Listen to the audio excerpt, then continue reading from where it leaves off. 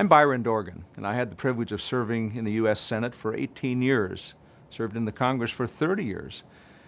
And I came to the Congress from farm country in North Dakota, worked on a lot of issues affecting rural America while there, and that's because I'm from a town of 300 people. We raised horses and cattle, and I graduated in a high school senior class of 9, top 5, I think, by the way.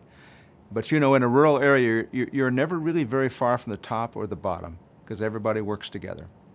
So I'm visiting with you today because those of us from small towns and family farms now face some new challenges that call on us to work together again. Decades ago, there was a debate about whether people who lived in rural areas, those small towns or on family farms, really needed to get telephone service. The big companies, they said, well, we don't want to spend money building out our expensive systems to bring telephones to family farms and the rural reaches. They said that it won't be profitable, and we don't intend to do it. So the federal government did it. And they did it with the help of telephone's earliest pioneers, the rural telephone companies and the cooperatives. They built those services out to farms and small towns. Good for them. The government decided these were, quote, essential services, unquote, and they were going to need financial support to build and maintain. And as a result, the government created something called the Universal Service Fund to support telephone service to these high-cost areas. Now, I know all about high-cost areas because where I grew up, we had a 4-digit telephone number, and it was a party line, too. Some of you might remember the kind of line where you can kind of keep track of your neighbor's activities and deny it all along the way. But our telephone service was affordable in our little town, just like in the big cities and suburbs, because of the Universal Service Fund. Now, years later, the federal government's thinking about changing it. So here's the deal.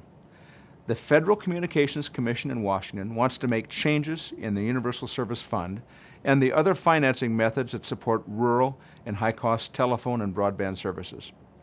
They want to create something called a, quote, Connect America, unquote, fund to get advanced broadband internet services throughout the country.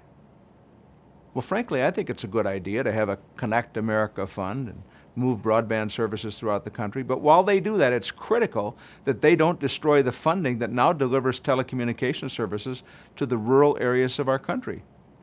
The FCC is talking about reforms that use market signals. Well, you know what? That really worries me. Fact is, we know about these market signals and the free market that didn't work to get telephone servers or broadband networks to rural areas. As one old codger said it, if we'd waited for the free market out on the farm, we'd still be watching television by candlelight. Well, listen, the reason I'm talking to you about this FCC plan is because we need to work together to make sure the government gets this right. This proposal could penalize rural broadband providers and put existing affordable high-quality broadband service for all of our rural areas in very serious jeopardy. The current high-cost Universal Service Fund has been a great success story for our country. It's enabled our country to stay connected. It's allowed your rural telephone company to deliver on the promise of good, affordable, advanced communication services. Yes, for rural consumers and for family farms and businesses. But this job isn't nearly done. These rural carriers out there have invested billions over the years in advanced networks to meet the needs of customers, and they've done that fully understanding and expecting the government will continue the promise of financial support through this Universal Service Fund that exists. Now, they have to be able to recover their costs. Without it, without that continued support, some companies and some co-ops simply will not survive. That's what's at stake here. Other companies will still need the investment funds to keep building out the same advanced communication services that the people in the big cities have. So, look, I support plans to get broadband internet services built out all across America.